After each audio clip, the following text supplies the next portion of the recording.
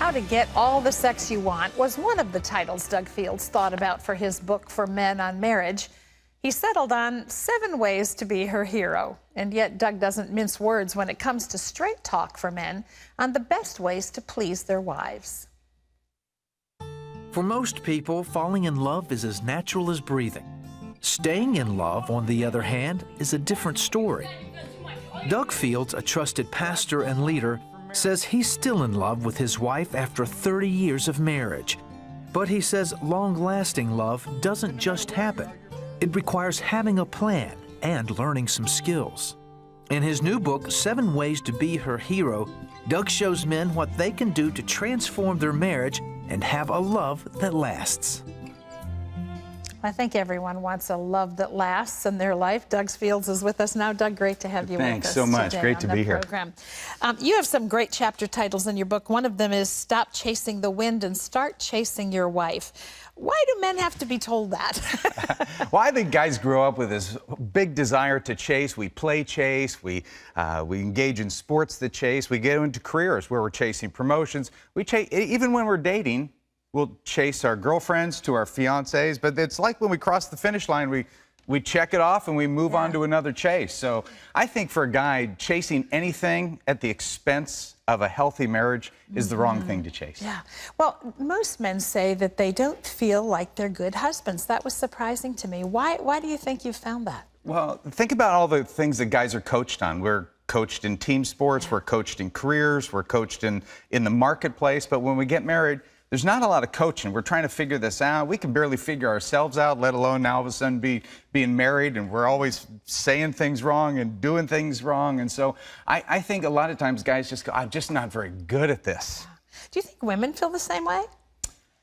I've only been married one time for 30 years, and I think my wife, I think she does a pretty good job at it, but I'm always kind of feeling like I'm messing things up. And that was kind of the essence behind the book, is I just talked to so many guys, and it's a book written to guys, speak guys' language, going after guys' hearts by saying, you know, guys, you can do this. Here are some small, and that's actually one of the 7 things, is that small actions make a big deal. Yeah. I think a lot of guys, they just begin what I would call a marital drift. Yeah. And they take their eye off the ball and they begin to put their passions and hearts in other directions, and they drift. And men need to make decisions to, you know, recalibrate the relationship. You talk about the fact that sometimes, too, in a desire to do that, they'll do some big thing, you know, that when really it's the little things done on a daily basis. Absolutely. We think, you know, I really got to buy flowers all the time, or I got to do an expensive vacation, or get her that ring or that diamond to make up for being kind of a buffoon in our marriage. And one of the 7 things is, well, many of them are small, they're doable, they're bite-sized, I can do this every day, but it's the little things that you do every single day that really add up to the big things. Terry, if you think about it, it's, you know, the little things. When we're off base relationally just a little bit, over a long period of time, that takes us in a totally different direction. So I think if guys are going, okay, what are the little things? Things like, you know, don't say everything you think. Yeah. If I would have just learned that early. Look fat? I love you, dear, is exactly what you say. You know, that we don't have to say everything we think. Yeah. That for guys just to be good listeners. You know, we are so we're connected everywhere with our phones. We're, you know, even our spouses are talking and we're checking texts or looking at SportsCenter or doing something like that, and not being good listeners. That is such a simple deal. And for men, they are so connected with social media and their job, and they come home with their computer now, with their phone, always being connected, that I think we're so committed to those things that we're underconnected relationally. Yeah. Talk about the significance of oneness in a relationship. Yeah, I just did a wedding. My son was the best man in a wedding. I did one just a couple days ago, and I was explaining to them that spiritually they're one. They don't have to try to become one. They actually, in the eyes of God, they are one. A man will leave his family to become one. They're united in one.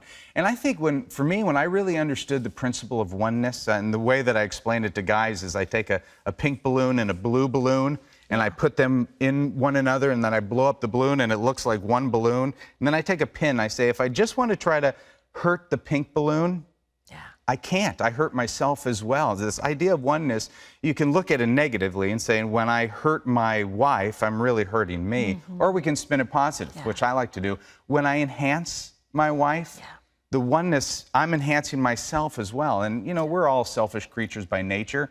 And so when I look at marriage as, boy, we are one, but I want to make you win, because when you win, we win. And one of the things you talk about in the book is how when all of these things come together, then your sexual relationship with each other is truly intimate. It's truly something that's special to both of you. Yeah, the difficulty with sex is guys typically, stereotypically, guys always want more. Now, I realize there's, you know, exceptions to that. But the connection for men typically happens after a sexual experience, where for most women, it happens before. So when I was going through premarital counseling 30 plus years ago, the premarital counselor said, Doug, what you need to understand is that sex starts in the morning. And I'm thinking, awesome, that is great. Good news for telling a single guy that. But what he was trying to say is that the connection that you were making with Kathy physically happens way before, and how you treat her and how you set the environment of your relationships, how you talk, how you listen, the whole bit. So we kind of have this struggle anyway, because women, oftentimes the connection happens before. For men, it happens after. But what I'm saying is, these 7 things, you can do them every day, and it actually will help your sexual environment. What do you want guys to take away from this book, 7 Ways to Be Her Hero? If you had to define the takeaway, what do you want it to be? I want guys to say, I can do that. Yeah. I can do that. And I really believe that they can do it. It's not, you know, 21 steps to a better marriage. It's 7 things. They're simple things.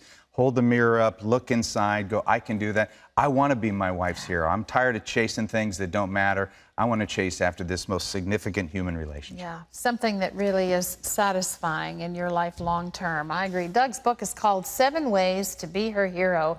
It's not just for men only. Ladies, there's a great marital advice across the board in here, lots of great marital advice. So pick up a copy for you and your spouse. It's sold wherever books are available. So thank you so much. Nice to have you here. Thank you.